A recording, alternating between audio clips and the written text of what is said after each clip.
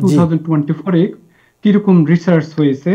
তো প্রথম রিসার্চ যেটাই আমি বলবো সেটি হচ্ছে যে আপনার যারা অ্যান্টি সাইকোটিক মেডিকেশন নিয়ে থাকেন বিভিন্ন মানসিক সমস্যার জন্য, যেমন হ্যালোপেরিডল, যে এটি হচ্ছে যে এক ধরনের সাইকোটিক মেডিকেশন, হুম টিপিক্যাল হুম সাইকোটিক মেডিকেশন, এবং কোয়েটাফাইন এটি হচ্ছে যে অ্যাটিপিক্যাল সাইকোটিক অ্যান্টিসাইকোটিক মেডিকেশন। যারা এই ধরনের মেডিসিন নিয়ে থাকেন তাদের দেখা গিয়েছে যে 13% আপনার ইকেজিতে আমাদের একটা আহ, আহ, একটাকে বলি এটা কিউটি প্রলঙ্গেশন। তো এই কিউটি প্রলঙ্গেশনে আপনার অনেক মারাত্মক ধরনের এরিথমিয়া হতে পারে, পালপিটেশন হতে পারে, এবং অনেক সময় সাডেন কার্ডিয়াক ডেথও হতে পারে। তো সুতরাং যারা এই ধরনের মেডিসিন নিচ্ছেন আপনারা আপনাদের সাইকিয়াট্রিস্টের সাথে আলাপ করবেন যাতে কোনো ধরনের যদি সিমটম এই ধরনের হয়ে থাকে। 2 নম্বরে যেটা বলবো সেটি হচ্ছে যে ইন্টারমিটেন্ট ফাস্টিং। ইন্টারমিটেন্ট ফাস্টিং মানে হচ্ছে যে আমরা অনেক সময় যে উপবাস থাকি 8 ঘন্টা, তারপর 12 ঘন্টা, 16 ঘন্টা এইভাবে, যারা বিশেষ করে ওজন কমানোর ব্যাপারে ইন্টারমিটেন্ট ফাস্টিংটা অনেক বেশি পপুলার হয়ে যাচ্ছিল, এবং পপুলার কিন্তু এটি, হ্যাঁ। তো একটা রিসার্চে দেখা গিয়েছে যারা ইন্টারমিটেন্ট ফাস্টিং করে থাকেন 8 ঘন্টা কিংবা তার চেয়ে কম, কম্পেয়ার টু 12 to 16 আওয়ার্স, এদের মধ্যে দেখা গিয়েছে যে কার্ডিওভাস্কুলার ডিজিজ এবং এক্সকিউজ মি এবং হার্ট ডিজিজ থেকে ডেথ পর্যন্ত হওয়ার সম্ভাবনা থাকে। তো সুতরাং ইন্টারমিটেন্ট ফাস্টিং যে যেরকম পপুলার আমরা ভেবেছিলাম সেরকম পপুলার না। তো সুতরাং টাইম রেস্ট্রিক্টেড ফাস্টিং এর ব্যাপারে আপনারা একটু কেয়ারফুল থাকবেন, যাতে এর চেয়ে বরং লাইফস্টাইল কিভাবে প্রিভেনশন করবেন, কিভাবে কার্ডিও মেটাবলিক সিন্ড্রোম গুলাকে আপনার রোধ করবেন সেই ব্যাপারে একটু মনোযোগ দিবেন। এরপরে আমি যেটি বলবো সেটি হচ্ছে যে সুগার সাবস্টিটিউট। একটি হচ্ছে যে জাইলোটল সুগার সাবস্টিটিউট, বিশেষ করে আমাদের যাদের ডায়াবেটিস আছে কিংবা যারা ওবেসিটির দিকে, জিরো সুগার জিরো ক্যালোরি আপনার এই ধরনের সাবস্টিটিউট নিয়ে থাকেন। তো এই সুগার সাবস্টিটিউট জাইলোটল দেখা গিয়েছে যে আপনার অনেক ক্লট রক্তের মধ্যে রক্ত জমাট বেঁধে ফেলে, এবং এই রক্তটা জমাট বেঁধলে অনেক সময় কার্ডিওভাস্কুলার ডিজিজ হওয়ার সম্ভাবনা থাকে। কার্ডিওভাস্কুলার ডিজিজ এখানে হার্ট এবং স্ট্রোক দুটোটাকে বোঝানো হয়েছে। তো সুতরাং আপনারা যখনই এই ধরনের সুগার সাবস্টিটিউট দিকে মনোযোগ না দিয়ে প্রয়োজনে সুগার না নেওয়াই আমি বেটার রেকমেন্ড করব। যদি সুগার নিতে হয় খুবই কম, খুবই অকেশনালি এগুলা যাতে নিতে পারেন সেদিকে খেয়াল রাখবেন।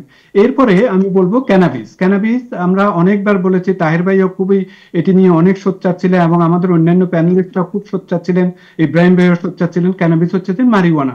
মারিওয়ানা কিন্তু যখন এটি আপনার বিভিন্ন স্টেটে এটি অ্যাপ্রুভ করেছে তখন অনেক মানুষ এর দ্বারা আক্রান্ত হচ্ছে, এটি নিচ্ছেন বিভিন্ন রিক্রিয়েশনাল হোক বা অন্য কোনো কারণে হোক। তা এবং যার ফলে যেহেতু এটি এখন অ্যালাউ হচ্ছে বিভিন্ন স্টেটে, এবং রিসার্চ এটির উপর বেশি হচ্ছে, এবং দেখা গিয়েছে ক্যানাবিস কিন্তু যেরকম ভেবেছিলাম আমরা সেরকম নয়। এর থেকে অনেক হার্ট অ্যাটাক, স্ট্রোক হয়ে থাকে regardless of the tobacco use. আপনি সিগারেট স্মোক করেন কি না করেন সেটি বড় কথা না, ক্যানাবিস যদি নিয়ে থাকেন তাহলে রিস্ক থাকে। তো সুতরাং যেরকম ভেবেছেন সেরকম না, খুবই কেয়ারফুল থাকবেন এই সমস্ত ব্যাপারে। এরপরে আমি বলবো ব্লাড টেস্টের ব্যাপারে লিপোপ্রোটিন এ, এটি একটা নতুন সংযোজন লিপিড প্রোফাইলের সাথে সাথে। লিপোপ্রোটিন এর মাধ্যমে আরো জানা যায় যে আপনার কার্ডিওভাস্কুলার ডিজিজ মিন ভবিষ্যতে কতটুকু হার্ট অ্যাটাকের ঝুঁকি থাকে সে ব্যাপারে আগাম বলে দেওয়া যায়। এর ছাড়াও আরো একটি ব্লাড টেস্ট আছে, হাইপার হাইপার সেন্সিটিভিটি সিআরপি, এবং সিআরপি এটির দ্বারাও জানা যায় যে আপনার কতটুকু রিস্ক আছে। যদিও সিআরপি বিশেষ করে রিউমাটোলজিস্ট যারা তারা এর অনেক আগে থেকেই সিম্পল ইএসআর সিআরপি এগুলা ব্লাড টেস্টে দেখতেন, কিন্তু আমরা হাই সেন্সিটিভিটি সিআরপিটা বেশি দেখে থাকি। এরপরে আমি যেটি বলবো cardiovascular autonomic dysfunction to COVID. COVID পরে বিশেষ করে যাদের লং কোভিড-19 কমপ্লিকেশন হয়েছে, লং কোভিড সিন্ড্রোম হয়েছে, তাদের ক্ষেত্রে দেখা গিয়েছে বিভিন্ন ধরনের হার্টের ডিজিজ পরবর্তীতে হওয়ার সম্ভাবনা থাকে। একটা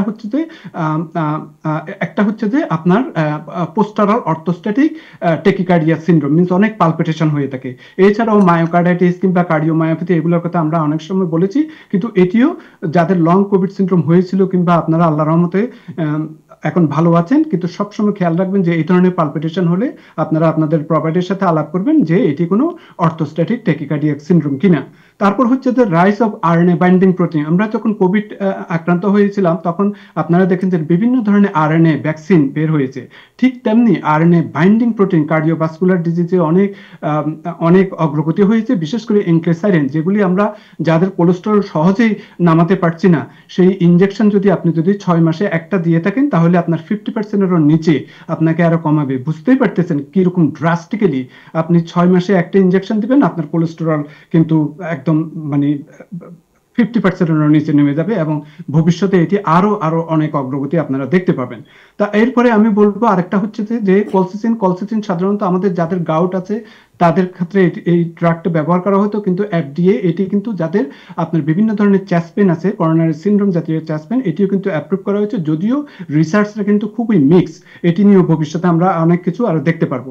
তারপর হচ্ছে যে আপনার বিভিন্ন ধরনের ডায়াবেটিস মেডিসিন, যেমন আপনার ওজেম্পিক, তারপর মনজুরো, এই ধরনের মেডিসিন, হ্যাঁ, GLP-1 এই ধরনের মেডিসিন, এই মেডিসিনগুলো কিন্তু কার্ডিওভাস্কুলার ডিজিজে, বিশেষ করে কনজেস্টিভ হার্ট ফেলিওরের ব্যাপারে প্রিজার্ভ অর রিডিউস ইজেকশন ফ্র্যাকশনের ব্যাপারে বেশ ভালো ভূমিকা পালন করতেছে। এবং যাদের এখন হার্ট ডিজিজ আছে এই মেডিসিনটা দেওয়া হচ্ছে। তো সুতরাং আপনাদেরকে যখন কার্ডিওভাস্কুলার এই ধরনের মেডিসিনগুলো দেওয়া হয়, ডায়াবেটিস যদি নাও থেকে থাকে, হয়তো আপনাদের ফার্মাসিস্টরা জিজ্ঞেস করতে পারে আপনার কি ডায়াবেটিস আছে কিনা। না, এটি ডায়াবেটিসের জন্য দেওয়া হচ্ছে না, এটি আপনাকে হার্ট ডিজিজ যাতে ভবিষ্যতে যাতে কমপ্লিকেশন রোধ করা যায় সেই জন্য দেওয়া হচ্ছে। এরপরে আমি যেটি বলবো, আপনার করোনারি এনজিওগ্রাম আমরা সবসময় যখন বিভিন্ন হার্টের ভেসেলে যখন ব্লক হয়ে যায় তখন আমরা ইনভেসিভ এনজিওগ্রাম করে থাকি।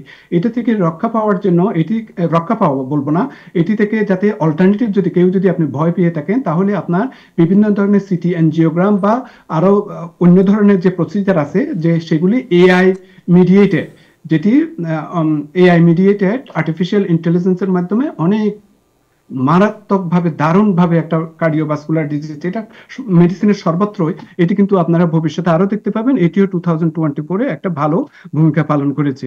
আমি জানি না আর কতটুকু সময় আছে, তো এআই অ্যাডভান্সমেন্টটা আপনার সবচেয়ে বেশি আপনার আরো দেখতে পাবেন। তারপর হচ্ছে যে bright heart medical device maker, যাদের আমাদের মা বোনরা যারা অলরেডি প্রেগনেন্ট, তাদের কি কনজেনিটাল হার্ট ডিজিজ আছে কিনা, বাচ্চা পেটে অবস্থায় কোনো হার্ট ডিজিজ আছে কিনা, এটা অনেক সময় আমরা আল্ট্রাসাউন্ডের মাধ্যমে অনেক পরে জানতে পারি, কিন্তু ব্রাইট হার্ট মেডিকেল ডিভাইসের মাধ্যমে আমরা আরো আগে জানতে পারি।